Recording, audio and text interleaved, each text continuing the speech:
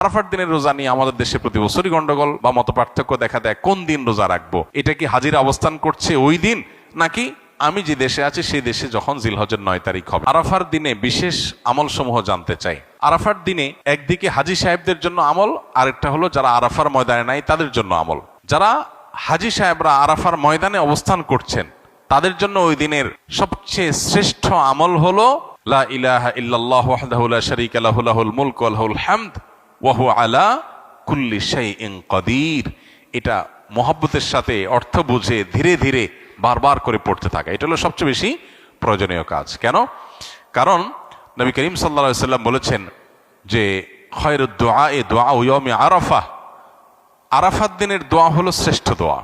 ওয়া খায়রু মা কুলতু আনা ওয়ান নাবিয়্যুনা মিন ক্বাবলি, নবীজি বলেছেন আমি আর আমার পূর্বের যত নবী রাসূল এসেছেন সবাই যত দোয়া আল্লাহর কাছে করেছে এর মধ্যে সবচেয়ে উত্তম হলো এটা, লা ইলাহা ইল্লাল্লাহু ওয়াহদাহু লা শারীকা লাহু লাহুল মুলকু ওয়া লাহুল হামদু ওয়া হুয়া আলা কুল্লি শাইইন কাদির। আল্লাহ ছাড়া সত্যিকারের কোনো মাবুদ নাই। লা ইলাহা ইল্লাল্লাহ ওয়াহদাহু লা শারীকা লাহু, তিনি একক এবং তার কোনো শরীক নাই। লাহুল মুলক ওয়া লাহুল হামদ, রাজত্ব এবং প্রশংসার অধিকারী একমাত্র তিনি। ওয়া হুয়া আলা কুল্লি শাইইন কাদির, তিনি সব কিছু করতে সক্ষম। বাহ্যিক দৃষ্টিকোণ থেকে এই বাক্যগুলোর মধ্যে কোনো প্রার্থনা নাই, তাহলে এগুলোকে দোয়া বলা হচ্ছে কেন? সেটা নিয়ে অনেক আলাপ আছে এবং মুহাদ্দিসিন ইকরাম একমত যে এইগুলো দোয়া। এখানে আল্লাহ রাব্বুল আলামিনের কাছে পরোক্ষভাবে নিজের চাওয়াকে পেশ করা হচ্ছে, আল্লাহর শক্তিমত্তার কথা জাহির করে আল্লাহর কাছে নিজের সবকিছুই নিবেদন করা হচ্ছে পরোক্ষভাবে, এটাও দোয়াই। তো এটা হলো আরাফার ময়দানে যারা হাজির অবস্থান করবেন তারা সবচেয়ে বেশি পড়বেন।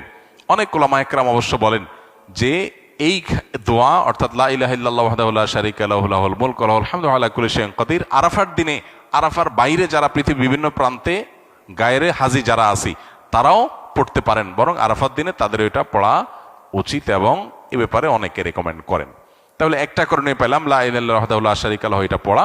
এবং আরাফাতের দোয়াকে সবচেয়ে শ্রেষ্ঠ দোয়া বলা হয়েছে, এই জন্য হাজি সাহেবরা বিশেষ করে যারা সেখানে অবস্থান করছেন ওই দিন একবারে সূর্য ডুবা পর্যন্ত, জোহর থেকে নিয়ে সূর্য ডুবা পর্যন্ত পুরো সময়টা দোয়ার ভিতরে ডুবে থাকা, এটা হলো সবচেয়ে বড় কাজ।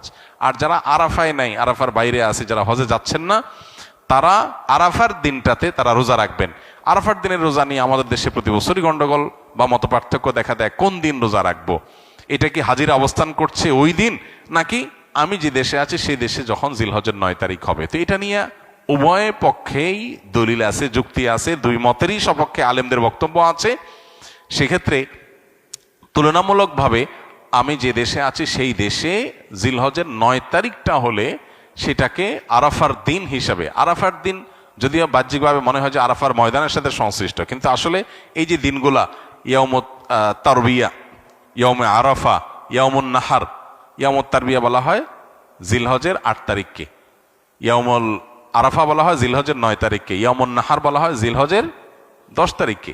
এখন এই নামগুলো যদিও হাজিদের হজের সাথে রিলেটেড, কিন্তু হজের বাইরে যারা আছে তাদের জন্য আপনার ফিকহের কিতাবগুলোতে বিভিন্ন দ্বীনি কিতাব পুস্তকে ইয়াউমে তারবিয়া, ইয়াউমুন নাহার বলা হয়েছে। এর মানে এইটা না যে হাজিদের সাথে মিল করতে হবে, যে দেশে যেটা হবে সেটাই প্রযোজ্য হয়। তো সেই আলোকে ইয়াউমে আরাফা আপনি যেখানে অবস্থান করছেন সেখানকার 9 তারিখ হিসাব করে রোজা রাখতে পারেন। যদি আপনার কাছে বেশি মনে হয় যৌক্তিক যে না হাজিদের অবস্থানের সাথে মিল করে রাখাটা, যেহেতু নামের মধ্যেই ইয়াউমে আরাফা আছে, অতএব ওইটা আমি রাখবো, তো সেক্ষেত্রে আমি সেটাও করতে পারেন, কোনো অসুবিধা নেই। কোনো কোনো রেওয়ায়েতের আলোকে জিলহজের প্রথম 9 দিনের প্রত্যেক দিন রোজা রাখা উচিত, কারণ মা মিন আইয়ামিন আল আমালুস সালিহু ফিহিন্না আহাব্বু ইলাল্লাহ মিন হাযিহিল আইয়াম, বুখারীর হাদিস রয়েছে। এই দশকটাতে এমনি নেকামল করা উচিত। অতএব নফল রোজা আপনি প্রথম সবগুলো দিন রাখতে পারেন, তাহলে আর কোনো ইখতিলাফের ঊর্ধ্বে এমনিই উঠে গেলেন। অতএব আরাফার দিনে আরাফাতের বাইরে যারা আছেন তারা রোজা রাখবেন, আর আরাফাতে যারা আছেন তারা কি করবেন?